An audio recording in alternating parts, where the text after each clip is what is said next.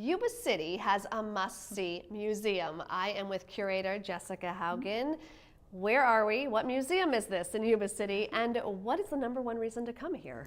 So we are at the Community Memorial Museum of Sutter County, which, yes, is a mouthful.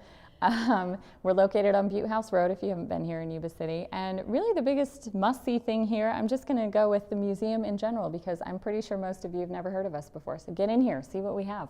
There's something that you really like, and that is your rotating exhibits, right? Yes. And currently there is one on the history of hunting in this region, which I find intriguing. Yeah, so this exhibit is the 5th year that we've done a history-themed art exhibit, which is a lot of fun for us. We get to work with local artists while telling awesome stories about the history of the area. So this particular exhibit, we have 5 local artists, taxidermy, historic photos, and historic items. They have a lot about John Sutter. Tell us about this. So John Sutter is well known in the area, as you can guess. Everything here is named after him. And it's because he really was the very first person to get into farming and agriculture on a larger scale here in the area. There is a very large gun in this region, and it is tied to the one and only John Sutter. So the gun is a rampart gun, which means it would have been mounted on the ramparts of a fort or some other structure to use defensively. It's quite large. There were records that came with it. The museum's had it for quite a long time, so we do know that it was part of John Sutter's property. John Sutter himself, of course, is really important to the area. He's the first guy that really did ag on a large scale in the valley. I did not realize what a big peach growing region this was. Yuba Sutter was the peach bowl of the world for a long time. We grew way more peaches than Georgia.